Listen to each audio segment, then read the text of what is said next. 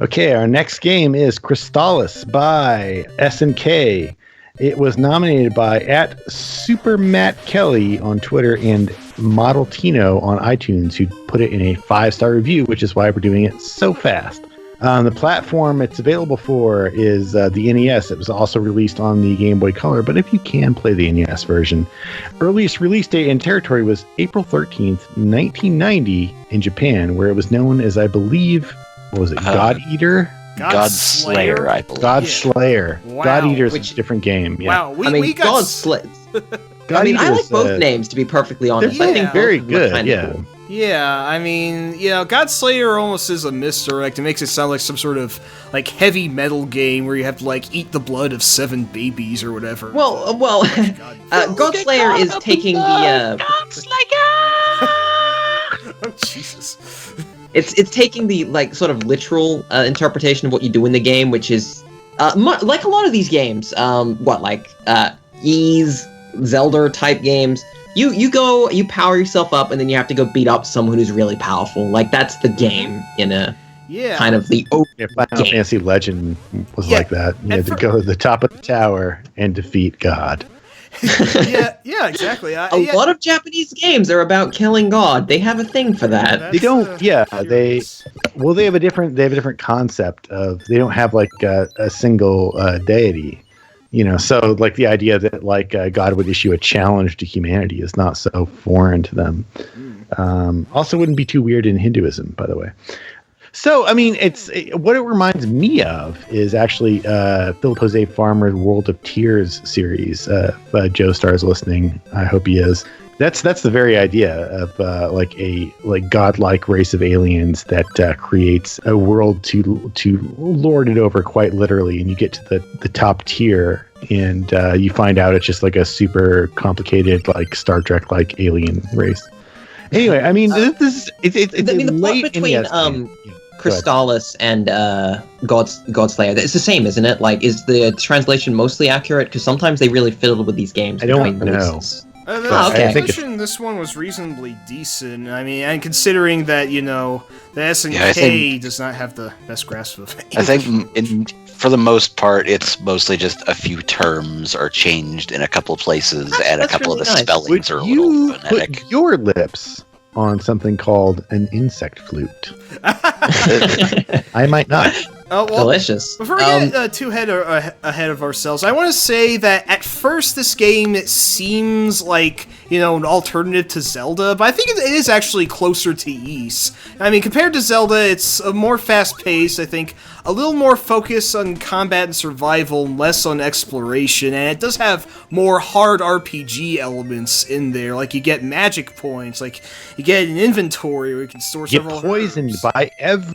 Oh yeah, yeah. I mean, let's not dodge the fact that this game is like, hey, you know what would really improve Zelda? Grinding. And I realize that Ys does a lot of grinding, and that's pretty much the thing that really the one element of this game that sticks out to me is like a big like, hey, you know what? Don't enjoy this game. Here's at least grinding in Ys games is fun because you can just literally walk into everything to kill it. But here where you have to swing your sword and keep charging it, the pace can be a little annoying at times to do that. Yeah. I mean, here's the thing. And you can only shank Tony the Tiger in the back so many times. It stops being there are fun. these tiger men wandering around the opening field that I always thought looked kind of goofy. They're oh my kidneys! Oh. What I like about the early enemies, especially those tiger guys, is they're just hanging out. They're not even trying to kill you. They're just like, I'm just walking around, enjoying my day. Yeah, this purple, and before a purple-haired reject from an Olivia Newton-John music video just kills them without warning. It's. But yeah, I do have to say though that this game's biggest roadblock, the biggest demerit I have to give to it, is that the grinding is forced to the point that if you're not at a certain level when you get to a boss fight, the boss is completely invincible and all you can do is die. So that sucks in my opinion. So on the game's flip side, it does an interesting thing, because when you game over in this game, you don't game over in the traditional sense where it's just like game over, reload your game. No. this game actually lets you continue, and it will start you from when you most recently entered an area, which is a little frustrating if you're grinding and you accidentally get killed and lose 20 minutes. But if you accidentally get killed by a boss, you actually just get, booted back to the start of that dungeon or whatever, which is much more generous than some other games. So I think that's, that's nice. And this is an interesting late release, isn't it? Like 1990. That's quite late. That was before the SNES was made, but yeah, the 90s. Well, it was before the 1991. It was before the SNES was released in North America and Europe. It was not before the SNES was made. Not quite. It's a late NES game. It qualifies. This is pre Kirby's Adventure, which I think is the sine qua non of late NES games. Kirby is the harbinger of death for a lot of Nintendo systems. It's so good, so perfect, so great. But this is like Battletoads era, I think. Yeah, that's a good class of It's a lot more friendly than Battletoads, even though you have to grind. Relatively. What I like about Crystalis in some ways is other than the setting, which I adore the setting of. I love post-future fantasy. That's so cool to me. Sega loved doing it. They did it with like Shining Force and stuff. They loved that look. This game has it. It's like Wizards by Ralph Bakshi. It does feel kind of like the Phantasy Star action RPG, doesn't it? Huh. Yeah, and that's really great. There's also elements that they've clearly taken from Nausicaa in like the most like. I like Nausicaa. Let's just put an area that's literally Nausicaa. Yeah. Like that's part of this game. One of the bosses, this giant like robotic beetle or whatever, is exactly a ripoff of. I haven't seen Nausicaa, but I remember the designs were compared to this giant beetle robot thingy from the movies. So. What are they called in Nausicaa? In the English translation, my knowledge of Ghibli films is a bit lacking. Some people might be getting Nausicaa for Christmas because it's cheap now. So, oh, cool. I did. Let me know. You have to see it, but it's great. It is. Yeah, it's copying Nausicaa and to a lesser extent Laputa. Castle in the Sky. Castle in the Sky. Yeah, that's Castle in the Sky. There's clearly a love of Ghibli in this, and that's great. It really works for this game. It's a very attractive game. It also does a great job of not having too limited tile set. Like there's a lot of area variation in this game. The only areas that get kind of redundant are the caves, but other than that, there is a lot of variance to the textures and the colors and all that. And the ending level is really good. The ending dungeon is really surprising. That's what I also like about this game is how it kind of opens up with Zelda starts with, a sword. So we're going to start with you basically being Zelda at Link, at maximum power. You start with the ability to shoot lasers out of your sword. That's the start of the game. You only get more. So does Link. If you only have 3 heart containers, if they're all full, your wooden sword. It's true. I was alive in 1987. No, but in this game, you get 4 different swords that comprise you get a lot magical of power elements in this game. Yeah, you just go keep getting more powerful. You get to ride a dolphin. You get rabbit boots. You get all kinds of stuff. It is and you get to move and attack diagonally. It's a very smooth. The control is really fluid. Incredible. The controls get a tiny little bit weird, but that's because the limited sort of controls of the NES. I think to use items, you have to press down B after equipping them. It's a little odd, but it works. It's one of the few NES games where I would say the NES Max controller is ideal, which is the one that has the weird circle pad. Which is not a real analog pad, but it's a simulation of it. Usually with NES games, almost everything works best with just a regular control pad. Right. Or directional. There are a few games that work pretty well with the NES Advantage with the joystick, even though that it's really just a joystick version of the directional pad. with the NES Max, it's got the weird little wings on the side, like the PlayStation style. And it's also got the weird circle pad thing, which you'd think would be great for fighting games, except there weren't many. It does work really well with Crystalis. And I'm speaking from experience. Most people won't try this, but if you are playing Crystalis, it's still pretty cheap, I believe, on the NES. If you want to buy a used cartridge, you can probably like $10. Cool. Yeah, it'll probably cost you an extra $6 plus maybe $2, $3. Kind of a travesty that this game's that cheap, because it is one of the better NES games. But it's that cheap, I think, because of the Game Boy Color version, which is not bad. It's just not as good as the original. Yeah, I wanted to mention, though, that since Xerxes brought up fighting games, it has to be said that this game is made by freaking SNK of all developers, which I'm still amazed at to this day. However, 1990 was the year that the Neo Geo came out to public distribution, so they weren't really well known for their fighting games yet. In fact, before this, I want to say they were most known for Ikari Warriors. So even then, that they've made a game of this magnitude just still impressive. Yeah, this is before SNK became the fighting game developer. Yeah, this is arcade SNK, and I think that you can feel was like Baseball Stars. Right. Yeah. That was really big on the NES too. You can really feel like an arcade influence in this game. You can see it. Except for the grinding, there's a lot of just like the energy of an arcade game in here. And the poisoning. Oh yeah. Well, that's right. You can't get over the poisoning because it's very annoying. Yeah, for all the praise that we can give this game, there are some annoying things about it. Feel like fake difficulty. The bosses being invincible, one thing, and all the damn status effects. Like half of the enemies can poison or paralyze you, and if you don't have the right curative item for it, you just kind of have to sit on it and maybe die. I don't know. It happens a lot. You also have to switch weapons a lot, which is really irritating. Yeah, the game is there's a shortcut to that. So you have to go into the menu and you have to change it, and you have to leave the menu. Yeah, so that does kind of halt the otherwise fast action. And you also have to change all your orbs and bracelets and stuff. Yes, definitely. It's not all that different. I mean, in a way, like we haven't ranked it yet, but we really praised Vagrant Story in the previous version of this show.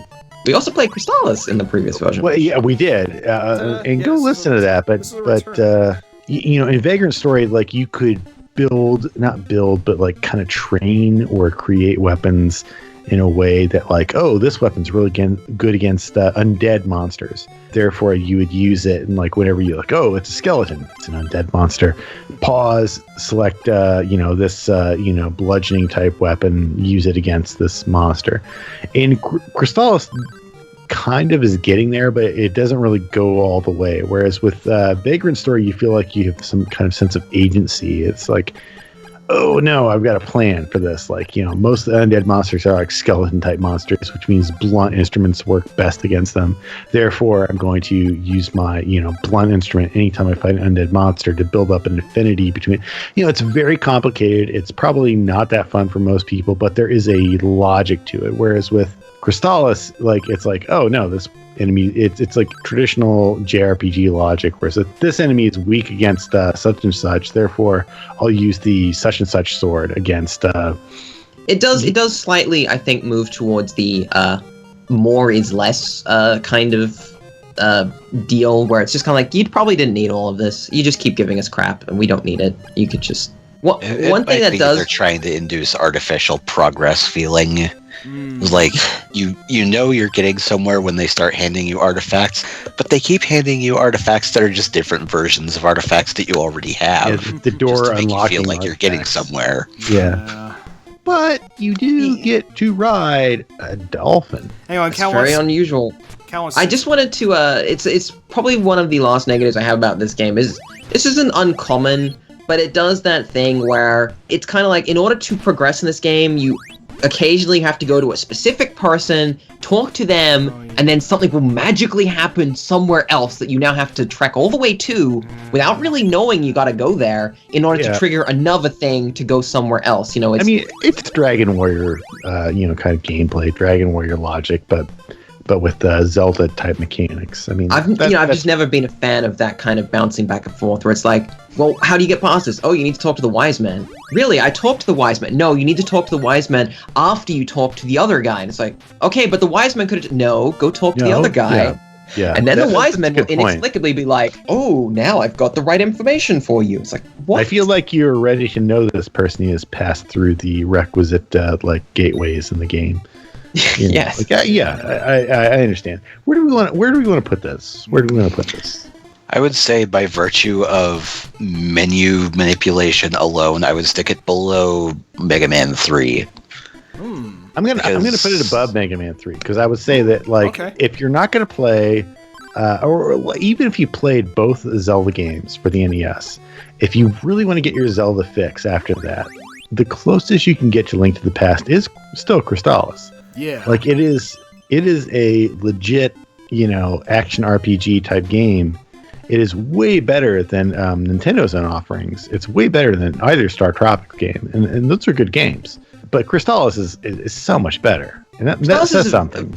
It is extremely. It is from 1990 or whatever, but it is. I don't think too many games approached exactly what Crystalis was after it, especially with the sort of setting. Like this was kind of games moved in a completely different visual and sort of location for the most part. As I said, Sega liked to toy with this, but there's such an interesting setting. Like Wizardry has this setting in places, I think. But, you can't get a game that's like this, where you got this weird technology, but not technology, post-apocalyptic sort of thing. But it's also an action RPG, and it's a very light, fairly solidly put together one. The grinding pushes it down for me. I'm not sure whether I would personally put it that high, but I don't think I'm going to win any fights on this one. There are, like, a lot of JRPG type, like, sci-fi fantasy things, interminglings of those things. Like in the original Final Fantasy, there was like the war mech enemy at the end. You go into the like tower where you traverse different eras and in past and future and stuff. But I agree. Like Crystalis is like from a narrative standpoint, it's not like a great story, but it is a cool game story. Yeah. There's this idea like got the whole beginning part where it's like, back in 1999, the distant future of 1999, the end day where everything ended, and you're. I love it when games do that. Yeah. Like, oh, what's gonna happen in 10 years? Everything's gonna explode. 10 years? Are you sure? Yeah, 10 years, definitely. Yes, everything 10 explodes. years. It serves its purpose. Like part of the charm of the NES and NES games is that they lasted in the public consciousness way longer than they were supposed to. Nobody who made Crystalis is thinking like in the future, like 20 years, 25 years in the future, some people in various English-speaking countries are going to be doing a podcast about it. Nobody thought about that. They were thinking like, let's make a cool game for now, right now. Let's make it a sci-fi game, and they did a good job. And I would put it between Devil's Crush and Outrun 2006. Interesting. I would say that there are lots of cool arcade racer games that are better than Outrun 2006, although that's a very, very good one. But it does get better. Whereas with Zelda clones, this is one of the best. Like it's hard to say. Like you see maybe the Secret of Mana games. There are two of those. Or if you count the Game Boy one, there are three of those. It's pretty good. There's Secret of Evermore, which is pretty good, but that's about it. This is a great Zelda clone, very early in the Zelda clone genre or subgenre of games or action RPGs. It's good.